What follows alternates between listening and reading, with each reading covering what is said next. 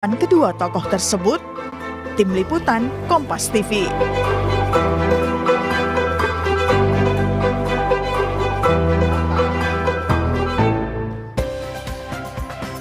Saudara, 3 tokoh Presiden Prabowo, Presiden kelima Republik Indonesia sekaligus Ketua Umum PDI Perjuangan Megawati Soekarno Putri dan Wakil Presiden Gibran Rakabuming Raka bertemu dalam peringatan Hari Lahir Pancasila. Untuk Prabowo dan Megawati, ini adalah pertemuan kembali setelah sekian lama tidak muncul bersama di depan publik. Lalu apa yang bisa dicermati dari pertemuan ketiga tokoh ini? Kita bahas di pagi hari ini dengan sejumlah narasumber. Sudah bergabung bersama kami melalui sambungan daring. Ada Sekjen Partai Golkar, ada Pak Sarmuji, kemudian sudah hadir ke studio ada Direktur Eksekutif Lingkar Madani, Bung Ray Rangkuti. Selamat pagi, Bung Ray. Ya. Assalamualaikum, Pak Sarmuji, selamat pagi. Waalaikumsalam, Mbak Disti.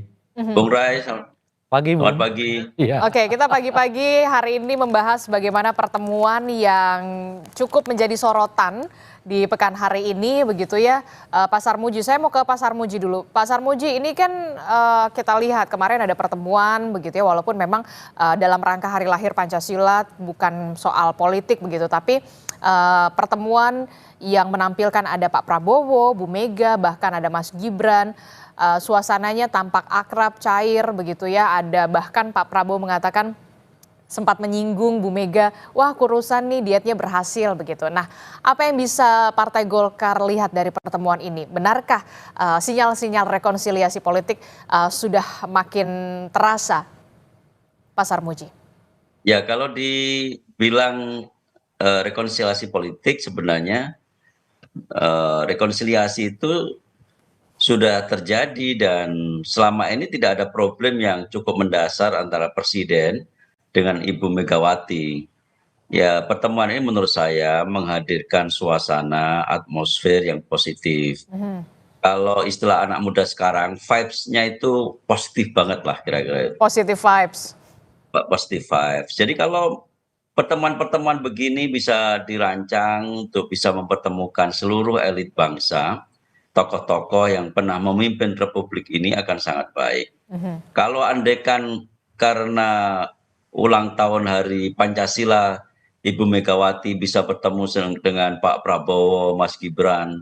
Kalau perlu peringatan Hari Pancasilanya diulang lagi biar makin bagus, makin kompak gitu. Dan kalau perlu tokoh-tokohnya diperluas. Artinya bukan hanya Ibu Megawati dengan Pak Prabowo yang sebenarnya juga memang tidak ada masalah dalam secara politik, dengan Mas Gibran mungkin sedikit ada ya inilah ada kendala-kendala psikologis, tapi kemarin sudah tampak cair. Bagaimana kalau diusahakan pertemuan reuni mantan-mantan presiden yang pernah memimpin Republik ini, ada Pak SBY, ada Pak Jokowi, ada Ibu Mega, ada presiden yang sekarang menjabat, ngobrol yang enak. Vibes-nya pasti akan lebih positif lagi untuk Indonesia. Oke, tapi sayangnya kami juga belum memperoleh begitu ya, ada dokumentasi yang memperlihatkan antara Mas Gibran dan juga Bu Mega ini saling bersalaman. Tampaknya saya belum bisa melihat begitu ya. Apakah ini juga masuk ada kendala-kendala yang masih terjadi di pertemuan kemarin? Saya pikir mereka pasti bersalaman ya. Salaman itu tradisi yang otomatis lah, ketemu siapa saja pasti akan bersalaman. Mungkin Kompas belum dapat saja, tapi saya meyakini pasti mereka bersalaman. Nggak, dalam sebuah pertemuan, apalagi pertemuan besar, hampir tidak mungkin orang Indonesia tidak bersalaman. Dan kalau kita sudah bersalaman, pasti ada kedekatan, ada ya transfer kesepahaman secara psikologis, kira-kira begitulah. Semakin sering bersalaman, misalkan antara Mas Gibran dengan Ibu Megawati, mungkin akan semakin baik. Syukur-syukur kalau bersalaman juga dengan Pak SBY, Pak Jokowi, maka akan lebih baik. Oke, nanti kita akan tunggu apakah nanti Mas Gibran dan juga Bu Mega akan lebih sering bersalaman ketika nanti setelah pertemuan-pertemuan ini dilakukan begitu ya, akan ada pertemuan lanjutan. Saya ke Bung Ray. Bung Ray, Anda melihatnya seperti apa pertemuan kemarin walaupun memang ini dalam rangka Hari Lahir Pancasila begitu. Apakah ini menjadi pertanda kemudian PDI Perjuangan dalam tanda kutip begitu ya diterima untuk bisa kembali bergabung bersama masuk ke dalam pemerintahan atau seperti apa? Ataupun atau kita melihat Mas Gibran sama Bu Mega ini kayaknya masih ada jarak ya kayaknya ya. Ya ini pertemuan fisik. Mhm. Ya, jadi bukan pertemuan PC, ya, bukan pertemuan apa namanya itu ya politik lah begitu. Lebih karena memang pertemuan fisik gitu.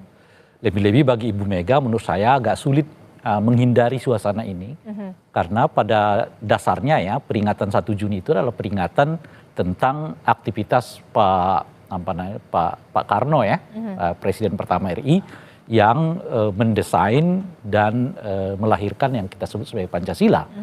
Jadi bagi Ibu Mega peristiwa 1 Juni ini bukan hanya sekedar persoalan historis, tapi juga ada hubungannya dengan emosionalitasnya karena itu tersangkut dengan bapak beliau dalam ini yaitu Pak Soekarno gitu. Sehingga kalau kemudian peringatan 1 Juni ini resmi ya diperingati oleh pemerintah ya dalam hal ini Pak Prabowo, memang pertemuan dengan orang-orang ini tak terhindarkan gitu. Kan lebih unik lagi kalau kemudian 1 Juni diperingati oleh presiden dan pemerintah lah ya secara umum gitu, tapi misalnya Ibu Meganya nggak hadir.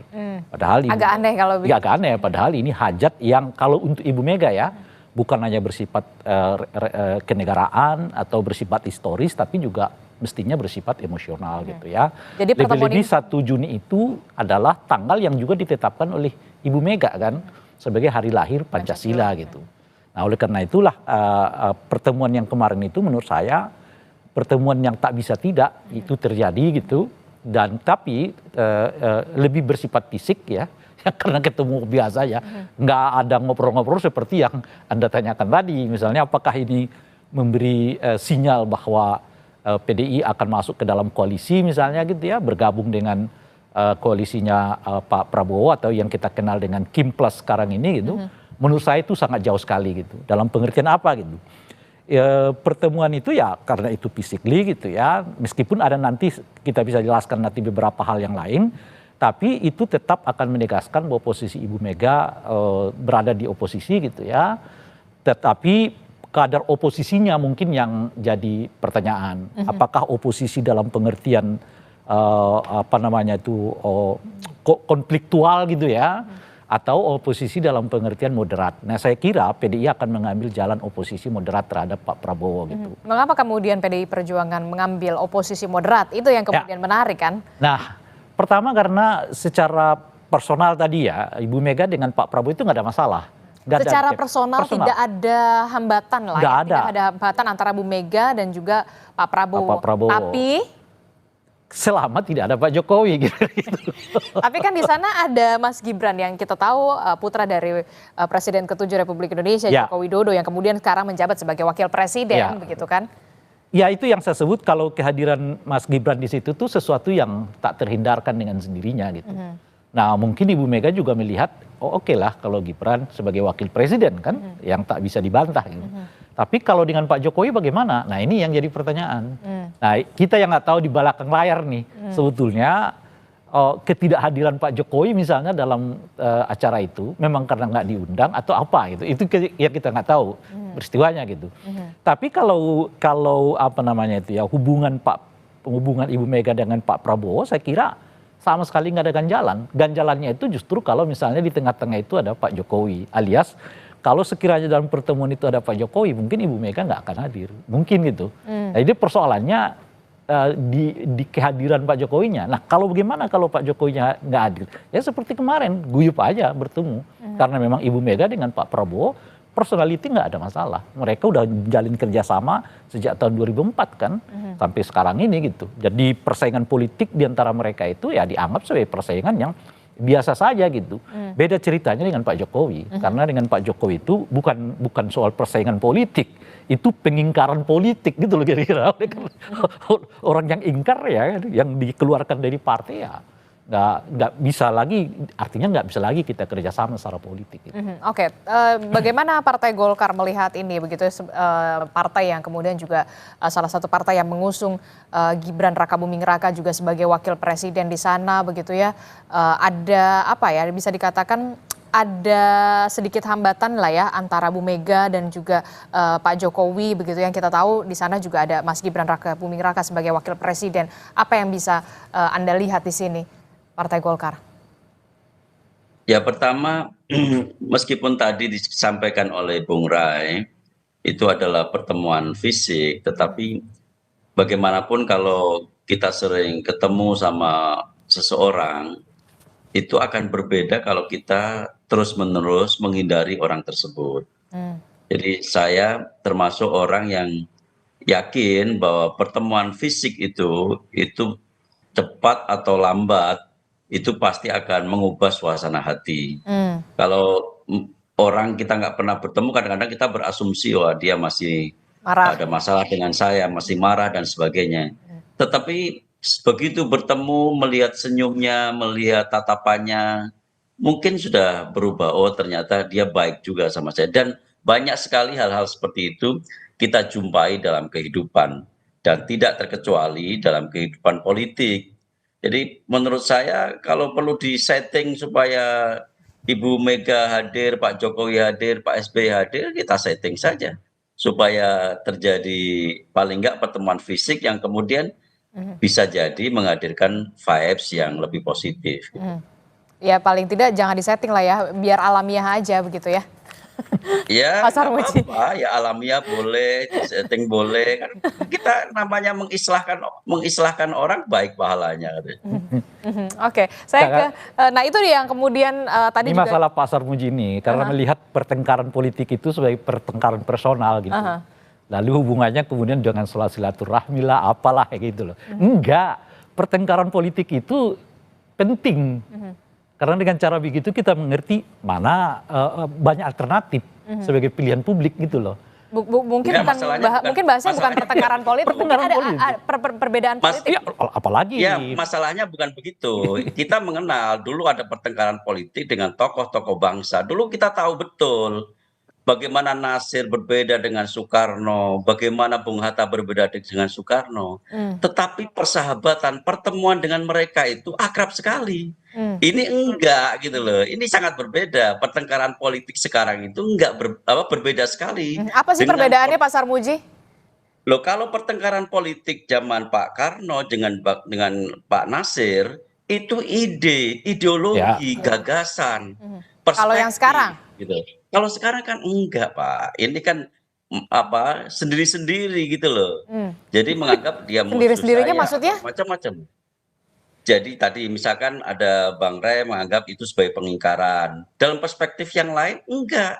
Dalam perspektif Pak Jokowi barangkali bukan pengingkaran karena sudah tidak nyaman dan sebagainya. Jadi ini lebih pada psikologis, Iya. bukan pada pertarungan ide bagaimana memajukan Indonesia. Kalau pertarungan ide bagaimana memajukan Indonesia itu namanya alternatif, itu opsi, itu adalah pilihan pembanding yang sehat bagi Indonesia. Tapi kalau yang sekarang barangkali kita perlu berpikir bagaimana supaya terjadi pertemuan fisik yang mungkin ujung-ujungnya menyebabkan Indonesia lebih beratmosfer positif. Oke, nah bagaimana Bung Rey? Ya, reaksi pertengkaran itu kan tidak harus kemudian bertemu, ya berkawan macam-macam, enggak. Bahwa nggak bertemu itu pun bagian dari pertengkaran itu. Itu kan memberikan kepada kita, ngapain saya ketemu untuk sesuatu yang kita nggak mengerti bagi kepentingan publik, misalnya begitu kan. Nah, kedua, kenapa saya nggak bertemu? Untuk juga mempertegas bahwa ada sesuatu yang membuat kita secara ide nggak bisa ketemu. Gitu. Atau ada yang belum selesai? Yang saya mau katakan begini, kita ini kadang-kadang kita ini yang melihat politik itu dengan melihat bahwa para petinggi elit itu bertemu, seolah-olah persoalannya udah selesai gitu. Padahal belum. Kenyataannya di belakang itu semua yang mereka perbincangkan itu bukan kepentingan publik, kepentingan mereka sendiri. Gitu loh kira-kira tuh.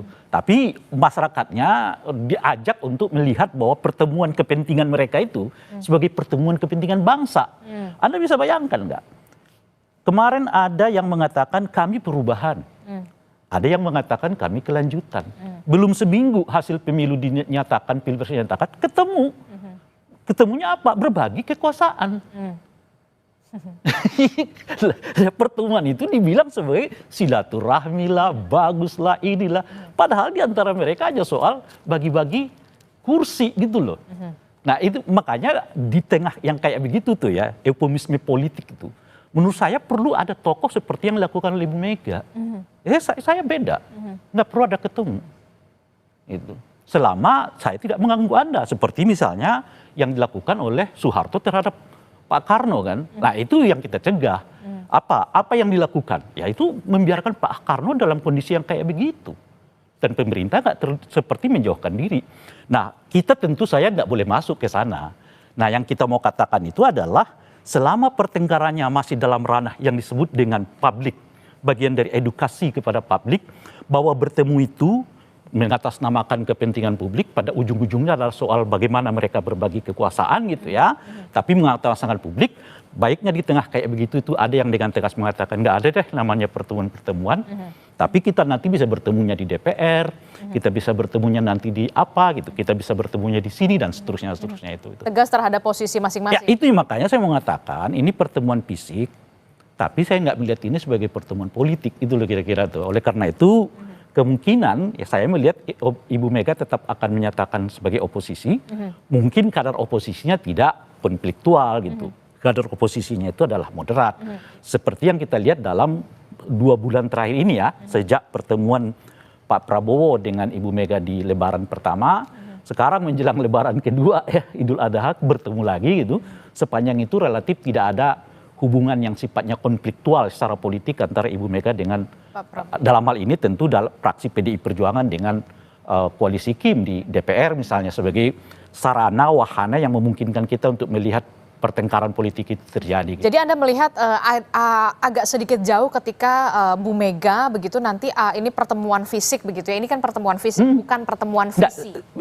Konteks umumnya ya yang tadi itu. Tapi pada tingkat tertentu bagi saya Pak Prabowo itu melihat lebih dari sekedar pertemuan fisik gitu. Tapi bagi Pak Prabowo itu pertemuan-pertemuan yang seperti ini adalah pertemuan yang lebih jauh dari sekedar pertemuan fisik. Apa itu? Pertemuan untuk merancang masa depan politik antara katakanlah dalam ini kekuasaannya Pak Prabowo dengan Ibu Mega gitu. Tapi kan kita lihat Pak Prabowo masih terus berupaya untuk merajut kembali lah komunikasi bersama dengan Bu Mega begitu ya. Itu adalah upaya yang patut diapresiasi. Apakah Anda melihat akan ada sedikit melunak atau kemudian agak sedikit ya nggak mungkin lah. Itu yang saya sebutkan sejak pertemuan pertama di Lebaran Idul Fitri, sekarang menjelang Lebaran Idul Adha, relatif tidak ada konfliktual antara PDI dengan Gerindra. Misalnya PDI tidak berdiri paling depan untuk menolak revisi undang-undang TNI misalnya kan, jadi relatif agak mulus tuh undang-undang TNI-nya dan mungkin undang-undang yang lain gitu. Nah, kenapa itu bisa terjadi? Karena itu tadi menurut saya, karena pada tingkat tertentu kunjungan berkali-kali, setidaknya 2 kali dilakukan oleh Pak Prabowo terhadap Ibu Mega itu dalam rancangan politik yang dilakukan oleh Pak Prabowo. Apa yang saya mau katakan adalah Pak Prabowo melihat masa depan politik itu ada bersama dengan Ibu Mega, sementara dalam konteks misalnya kalau kita tarik lagi kepada Pak Jokowi nih, kok Pak Jokowinya di mana dalam konteks ini? Ya mungkin bagi Pak Prabowo Pak Jokowi itu adalah masa lalu gitu, sehingga intensitas pertemuan dengan Pak Ibu Mega makin meningkat gitu ya. Salah satunya adalah pertemuan yang kemarin itu gitu. Sementara dari Lebaran pertama ke Lebaran kedua, Idul Fitri ke Idul Adha, Pak Prabowo belum pernah ketemu secara fisik loh ya dengan Pak Jokowi sepanjang yang kita tahu. Mana tahu kita ternyata ada pertemuan yang nggak diekspos kepada publik.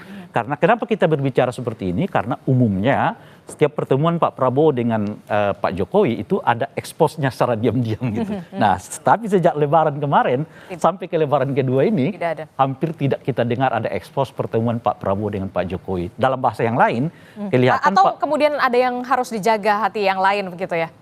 Maksudnya? Ya, saya justru udah melihatnya begini, bagi Pak Prabowo, ibu depan secara politik masa depannya itu dengan Ibu Mega, kira-kira gitu. Tapi apakah akan bersama atau tidak, itu hal lain. Tapi setidaknya mereka nggak konfliktual gitu ya. Tapi dengan Pak Jokowi adalah masa lalunya gitu. Oke, menarik sekali. Pak Sarmuji kalau dari Golkar sendiri dan juga partai koalisi pendukung pemerintah Prabowo Gibran begitu ya, dengan adanya pertemuan kemarin begitu, walaupun bisa dikatakan ini pertemuan fisik bukan pertemuan visi, apalagi bukan pertemuan politik begitu. Anda melihat ada sedikit upaya yang dilakukan oleh seorang Prabowo Subianto untuk kemudian mencoba untuk merangkul kembali seorang Bu Megawati Soekarno Putri PDI Perjuangan yang disebutkan oleh Bung Rey ini adalah oposisi moderat begitu. Bagaimana kemudian Kim Plus merespon ini? Ya, Pak Prabowo itu orang yang sangat gandrung dengan persatuan nasional ya. Pak Prabowo akan selalu mengungkapkan kita bersatu, bersatu, bersatu. Semua tokoh-tokoh partai, semua tokoh bangsa harus bersatu karena kita menghadapi banyak sekali ujian dan tantangan secara global. Dan itu secara konsisten beliau lakukan gitu. Beliau datangi Ibu Mega, beliau datangi Pak SBY, beliau datangi Pak Jokowi dalam berbagai kesempatan ya. Meskipun tadi Lebaran sampai sekarang belum pernah ketemu ya, tergantung urgensinya ketemu itu. Kalau nggak ada yang penting-penting banget ngapain ketemu-ketemu juga. Itu dia. Jadi ngapain nggak perlu juga. Persis, Tetapi persis Pak Sarmuji. Bung Ray juga mengatakan bahwa sikap PDI itu juga dipengaruhi oleh pertemuan-pertemuan dengan Pak Prabowo dan Ibu Mega yang intens. Itu kan membuktikan bahwa pertemuan fisik itu juga bisa berpengaruh terhadap sikap politik gitu.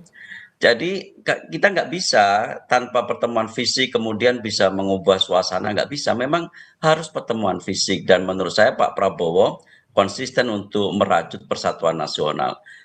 Pak Prabowo andaikan suruh milih, saya yakin kalau PDI mau bergabung ya silahkan gitu. Demi persatuan nasional, demi satu tercapainya visi beliau. Kan program-program beliau ini kan program-program yang sangat populis, sangat penting. Di antaranya banyak sekali yang kita bisa baca. Tetapi program-program itu tidak akan bisa jalan tanpa dukungan yang memadai dari seluruh elemen bangsa. Dan Pak Prabowo tahu betul itu. Pak Prabowo ingin semua itu dirajut dalam satu persatuan nasional.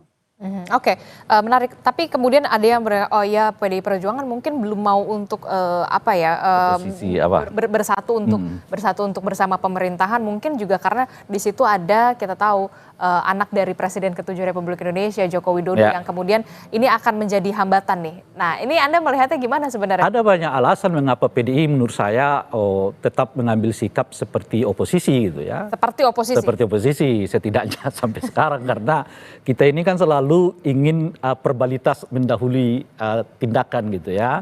Jadi harus ada deklarasi dulu saya oposisi gitu, baru kita anggap bahwa dia sedang beroposisi gitu lah ya. Nah pertama alasan strategis menurut saya. Kalau alasan strategis maksudnya? PDI justru masuk kepada kekuasaan, mereka dapat apa? Di tengah sudah ada 46 ya kursi. Apakah kursi-kursi yang lain akan diambil? Golkar misalnya mau nggak kursinya diambil? Sebagai contoh tuh ya kan. Dan PDI tentu tidak mau dong cuma dapat 1 atau 2 kursi kan. Minimal tawaran dia itu 4, mengingat bahwa dia adalah partai pemenang pemilu gitu ya. Jadi kalau cuma dapat 1-2 kursi ngapain juga masuk gitu ya kan. Nah yang kedua, image mereka menurut saya dengan sendirinya juga akan babak belur di tengah masyarakat. Kalau kita lihat survei kemarin misalnya ya, elektabilitas mereka itu sudah terlampaui oleh Gerindra. Justru ketika mereka kelihatan berada di luar. Nggak kebayang kalau mereka masuk lagi ke dalam gitu ya. Nah artinya secara strategis politik nggak menguntungkan bagi mereka masuk ke koalisi gitu, apalagi cuma dapat 1 atau 2 kursi gitu, nggak sebanding lah dengan apa yang mereka lakukan gitu ya. Nah yang ketiga, strategis dalam pengertian edukasi politik. Memang harus selalu ada kontrol terhadap pemerintah. Nah kontrol terhadap pemerintah itu yang kita bahasakan sebagai oposisi, tapi ditolak juga oleh PDI dengan penamaan itu. Tapi setidaknya kita mengatakan bahwa ada orang yang di luar kekuasaan deh yang melakukan semacam kontrol kepada pemerintah. Itu juga penting itu. Dan keberadaan partai yang berada di luar itu jangan dilihat sebagai pembedaan gitu loh. Jangan dilihat sebagai apa tadi itu, bukan bagian dari persatuan. Itu semua landscape persatuan dengan fungsinya masing-masing. Persatuan yang menjaga keamanan nasional, persatuan yang menjaga pertahanan nasional, persatuan yang menjaga pemerintahan, eksekutorial, persatuan yang menjaga dan mengontrol semua pelaksanaan-pelaksanaan itu bagian dari ranah yang disebut dengan persatuan gitu. Oleh karena itulah kalau misalnya PDI masuk ke sana, PDI itu ya tidak memiliki nilai seperti yang kita pandang selama ini gitu. Nah itu yang ketiga. Nah yang keempat, bagi kepentingan bangsa dengan sendirinya, jauh memang lebih baik bagi PDI menurut saya berada di luar Di luar soal kepentingan yang saya sebut strategis itu. Kenapa gitu? Karena dengan cara begitu kita tetap melihat sebuah dialog di dalam pengelolaan pemerintah gitu. Nah, seperti misalnya sekarang karena Golkar masuk di dalam kan suara dia ya suara partai aja, suara dia suara koalisi aja. Apa kata koalisi selesai gitu. Nah, siapa yang bisa mendiskusikan apa rencana-rencana koalisi itu? Yang bisa mendiskusikan itu kalau ada yang berada di luar gitu. Jadi alasan idealis dan alasan strategis pun juga politis menurut saya. Ibu Mega atau PDI jauh lebih tepat berada di luar ketimbang masuk ke dalam. Karena kalau mereka masuk ke dalam, mereka menurut saya menjual terlalu murah untuk mendapatkan keuntungan yang terlalu sedikit. Apalagi untuk di 2029. Dalam bahasa yang lain, rugilah itu. Nah itu adalah aspek strategis dan segala macam tadi Anda menyebutkan. Tapi dari aspek psikologis, apakah dengan adanya anak dari presiden, apalagi ditambah itu itu menjadi hambatan? Karena secara tidak langsung ya mereka mengakui pemerintahan Prabowo Gibran. Secara tidak langsung, bahkan bukan secara langsung mereka mengakui pemerintahan itu gitu. Lebih khusus mengakui Gibran sebagai wakil presiden gitu ya. Nah, berdasarkan pertimbangan itu semua lah saya mengatakan pertemuan kemarin itu pertemuan fisik gitu. Tapi saya kira nggak akan mengikat komitmen secara politik. Tapi bagi Pak Prabowo pertemuan itu lebih dari sekedar pertemuan fisik, itu maksud saya. Karena bagi Pak Prabowo itu penting pertemuan-pertemuan itu karena beliau melihat masa depan politik itu bersama dengan Ibu Mega gitu. Sementara dengan Pak Jokowi itu bersama dengan masa lalu. Jadi orang datang ke pertemuan itu dengan targetnya masing-masing gitu loh kira-kira. Kalau kita membacanya dari targetnya Ibu Mega ya ini pertemuan fisik biasa. Kira-kira gitulah ya. Sesuatu yang tak terhindarkan gitu. Jadi, tapi bagi Pak Prabowo bisa saja lebih dari sekedar itu gitu. Jadi Anda mau mengatakan pertemuan fisik yang dilakukan kemarin kemudian pada saat Lebaran yang kemarin juga tidak akan banyak mengubah konstelasi politik perpolitikan di secara umum begitu? Enggak. Perubahannya itu datangnya di Pak Prabowo. Pak Prabowo-nya yang mau berubah sebetulnya, itu menurut saya. Tapi kalau untuk konstelasi perpolitikan tidak terlalu? Dengan sendirinya karena Pak Prabowo mengubah arahnya, ya bisa saja mengubah secara nasional. Karena tonggak kekuasaannya kan ada di Pak Prabowo gitu. Itu yang saya sebut misalnya, kalau Pak Prabowo kemudian beralih ke Ibu Mega, misalnya begitu ya. Lalu siapa yang akan dikecualikan gitu? Siapa yang akan pinggirkan dan sebagainya. Karena selalu akan begitu, sebab ini sudah penuh kan, satu segi gitu. Nah itu dengan sendiri akan terjadi. Nah itu yang sementara saya lihat itu, Pak Prabowo tidak sesering dahulu melibatkan peran serta Pak Jokowi dalam pemerintahannya. Seperti yang kita ketahui sebelum-sebelumnya gitu. Bahkan dalam 1-2 bulan ini belum ada yang kita tahu ya pertemuan secara fisik antara Pak Jokowi dengan Pak Prabowo gitu. Nah, yang ada adalah intensitas pertemuan beliau dengan Ibu Mega. Kalau kita lihat dari kacamata Pak Prabowo, tentu perubahan itu dengan sendirinya akan mengubah landscape politik. Tapi dari Ibu Mega, saya di sini aja kok, kira-kira gitu loh. Termasuk juga ada upaya juga, ada tidak sebenarnya yang Anda lihat begitu kayak kemarin acara kenegaraan bilateral, pertemuan bilateral antara Presiden Prancis dan juga Presiden Indonesia kita gitu, Pak Prabowo. Seorang Gibran Rakabuming Raka, wakil presiden tidak terlalu nampak ada di sana begitu mengambil posisi itu apa? Itu adalah bagian dari apa Anda melihat ini? Ya itu yang saya sebut tadi, ada yang harus ditinggalkan Pak Prabowo dan kalau konteks kekuasaannya lingkaran Pak Prabowo terjadi perubahan. Perubahannya apa? Dalam konteks itu yang lagi-lagi kita sebutkan kelihatan Pak Prabowo mulai menjaga jarak dengan keluarga Pak Jokowi gitu. Apakah itu dengan Pak Jokowinya gitu, dengan Gibrannya gitu. Kan saya bahkan di beberapa tempat mengatakan setidaknya ada 3 penanda di mana Pak Prabowo meminimalisasi peran Gibran dalam konteks kenegaraan. Dan sekarang menjadi 4 petanda dengan yang Anda sebutkan itu tadi. Dan itu memang sudah terlihat. Sekarang sedang jalan kan. Sedang jalan tuh bagaimana peran Gibran yang selama ini kelihatan cukup mentereng lah ya, tiba-tiba dipersempit lagi oleh Pak Prabowo gitu. Misalnya contoh yang paling kelihatan itu adalah soal MBG.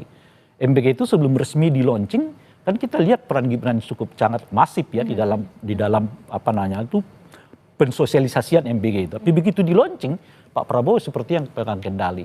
Bahkan kelihatan Gibran lagi nggak kelihatan dalam peran itu gitu ya.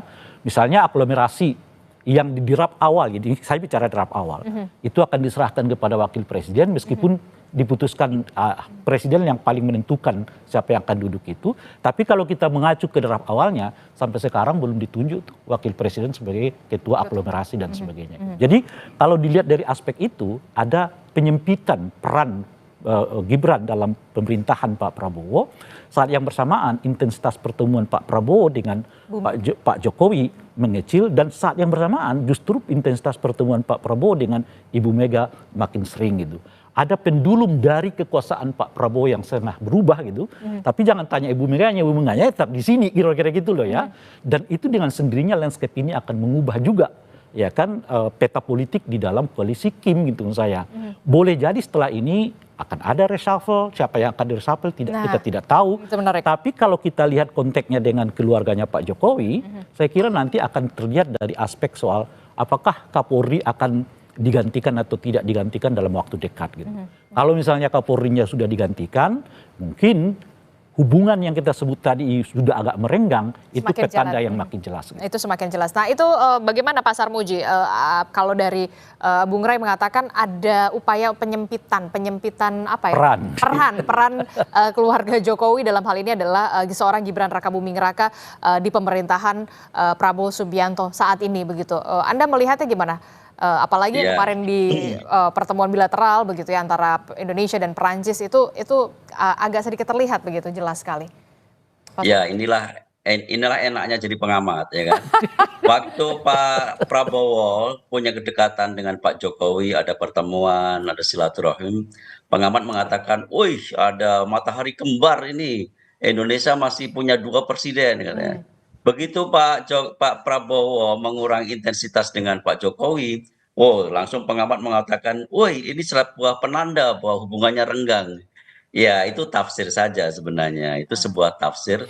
Tapi dari sisi kami memastikan hubungan Pak Prabowo dan Pak Jokowi itu baik-baik saja, nggak ada hubungan yang retak, nggak ada sesuatu yang renggang. Hanya memang kalau pertemuan fisik ngapain gitu loh. Nanti ada spekulasi lagi, masa presiden masih sowan dengan Pak Jokowi dan macam-macam lagi spekulasi publik. Saya pikir Pak Prabowo sudah mengatur ritme itu dengan cukup baik ya. Pak Prabowo ingin menjaga keseimbangan bahwa rakyat juga mesti melihat Pak Prabowo menghandle semua keputusannya karena beliau memang faktanya adalah presiden hari ini. Dan tentu saja rakyat menginginkan Pak Prabowo memimpin sendiri kabinet ini dengan visinya sendiri dan melakukan program-program perencanaan untuk mencapai visinya itu. Itu yang sekarang ingin ditunjukkan oleh Pak Prabowo. Bukan berarti kemudian ingin menghindari Pak Jokowi, keluarga Pak Jokowi. Itu spekulasi yang sangat jauh sebenarnya. Bahwa tentang Bu Mega, ya Bu Mega punya sikap sendiri yang mesti kita hormati ya. Kami menghormati sikap Bu Mega tidak masuk dalam pemerintahan, tetapi faktanya sebenarnya tidak ada partai saat ini yang oposisi, nggak ada. Oposisi itu apa sih tandanya? Tandanya oposisi itu kalau ada konsepsi banding terhadap kebijakan yang dilakukan oleh pemerintah. Saat ini hampir tidak ada partai yang menyajikan konsepsi banding. Padahal isu-isunya memungkinkan sekali untuk menyampaikan konsepsi banding. Jadi memang apa yang disampaikan oleh PDI kami bukan oposisi itu betul juga, nggak ada yang salah. Mereka juga tidak menyampaikan konsepsi banding. Mereka menganggap pemerintahan saat ini memiliki program yang layak untuk didukung dan karena itu mereka mendukung gitu. Jadi kalau oposisi berbeda sekali cara kerjanya. Kita akan lihat bagaimana nanti ke depannya apakah akan ada pertemuan-pertemuan lanjutan, tidak hanya soal pertemuan fisik tapi juga pertemuan visi dan juga pertemuan politik yang kemudian akan mengubah konstelasi politik dengan sangat signifikan begitu ya. Terima kasih Pak Sarmuji telah bergabung bersama kami. Kemudian ada Bu Ray Rangkuti dari Lingkar Madani juga sudah hadir ke studio. Terima kasih Bapak-bapak. Sehat selalu. Assalamualaikum warahmatullahi wabarakatuh. Waalaikumsalam. Saudara, sejumlah warga negara Indonesia mencoba masuk